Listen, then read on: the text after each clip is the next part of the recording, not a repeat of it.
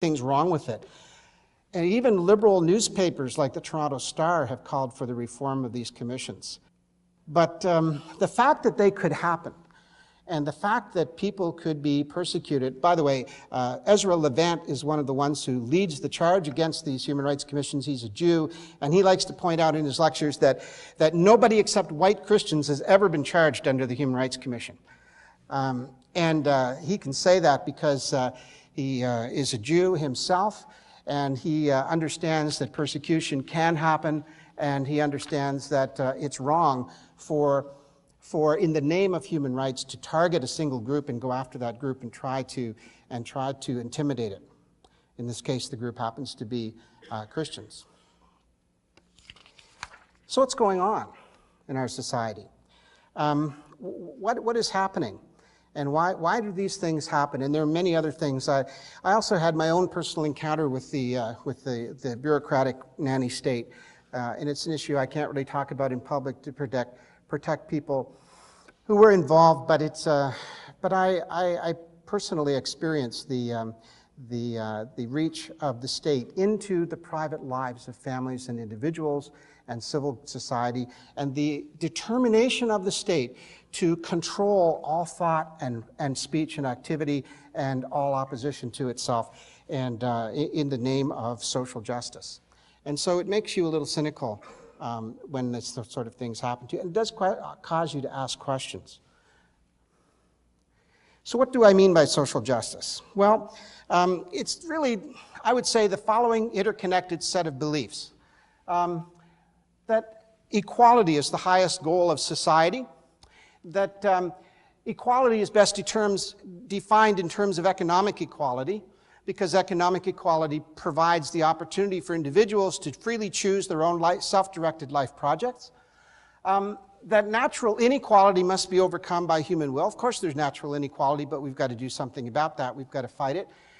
And that individual freedom must be sacrificed in the name of equality, and that the rule of law must be sacrificed in the pursuit of equality, and that the state is the one charged with the responsibility to ensure that equality happens.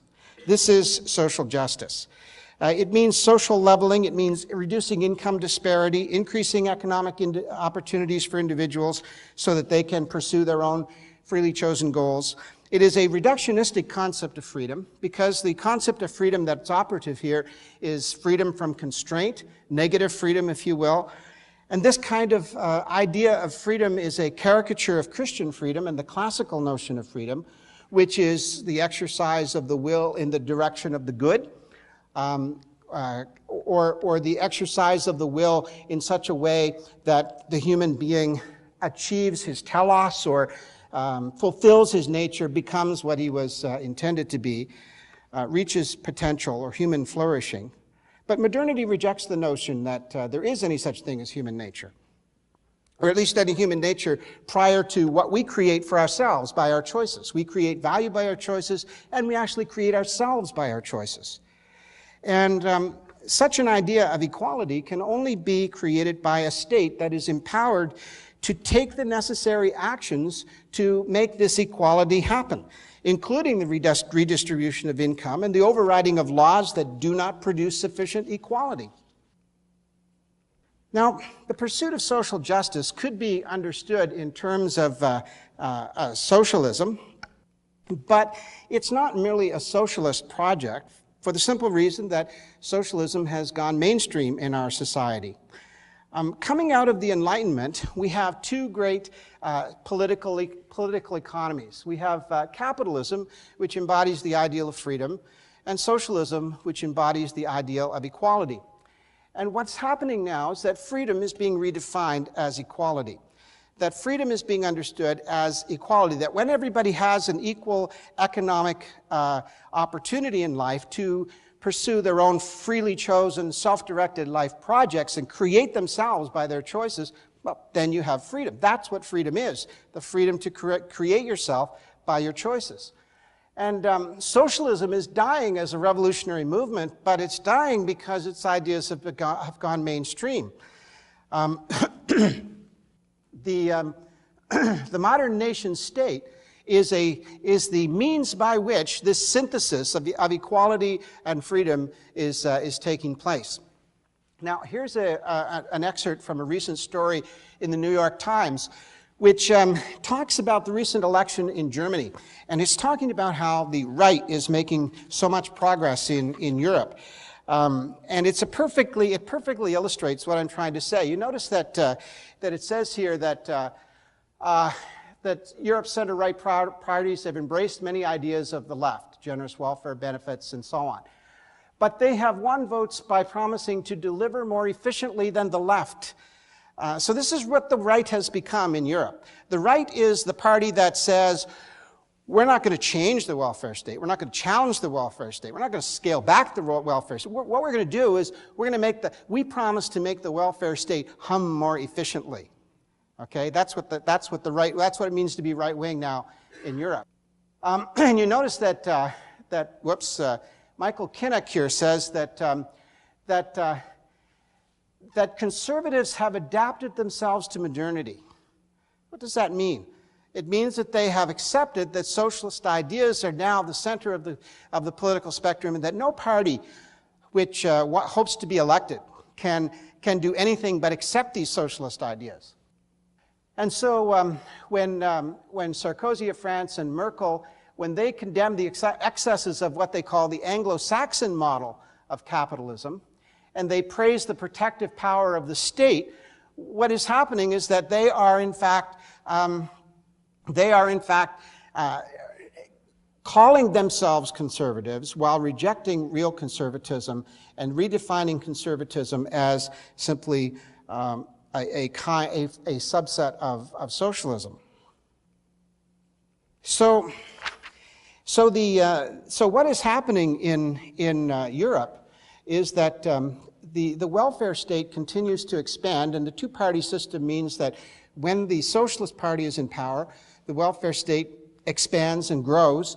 Then in the natural electoral cycle process, when the non-Socialist Party is in power, what happens is that things sort of stop, and there's a bit of regrouping and organizing and consolidating of the change that took place in the previous administration, but not a rolling back or a changing of it, but simply a pause before there can be more growth. And the reason why that kind of an electoral cycle between a socialist and a non-socialist party works so well is because what is happening is that instead of there being a socialist revolution, there is now a socialist evolution in politics. And the evolution means that the welfare state continues to grow. Capitalism is not completely abolished, but the welfare state growing meets and achieves the goals of the socialist ideals without the bloody revolution and destruction that would be caused by a classical kind of revolutionary approach. All right. In the rest of this lecture, what I want to do is to examine the thought of St. Augustine. And I want to do this because I'm searching for a place to stand from which a fundamental critique of modernity can be launched. Going back and forth between left and right as currently defined in the politics of either Europe or North America is not going to get us anywhere in terms of a radical critique of modernity. We need a place to stand outside of modernity, and Augustine stands outside of modernity. And his thought is not modern. His thought is different, and so that's what I want to do. Rather than continuing to describe my views as orthodox Anabaptism, I would now be more comfortable describing them as Augustinian conservative. There are many kinds of conservatives. There's traditional conservatives, national security conservatives, libertarians, social conservatives, neoconservatives. I would feel most comfortable with social conservative or traditional conservative, but I think Augustinian conservative is the best label of all. That's the one that I would feel most comfortable with. Okay, let's talk about Augustine. Let's just review quickly a few dates. Augustine is, I call him Augustine or Augustine. I can't quite get my head around which one. I think the Latin scholars think Augustine is right, but if you grew up in that town in Florida, then you probably call him Augustine. 313, Edict of Milan, Christianity's, that the 10th persecution is ended, Christianity is tolerated. The Council of Nicaea, 325. Constantine dies in 337. Then his sons, who are mostly Arian, take over. There's a back and forth. The short rule of Julian the Apostate is in there. But by 379, Theodosius I becomes emperor. He's a Nicene Orthodox emperor. And in 381, the Council of Constantinople reaffirms Nicaea. Athanasius is vindicated. Arianism is vanquished. And during the 390s, 80s and 90s, there's the cleanup of the end of Arian power and the consolidation of the Orthodox Empire.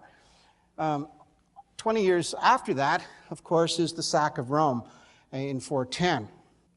Now, Eusebius was the great apologist for Constantine. He was the first church historian, and he made the conversion of Constantine the climax of church history.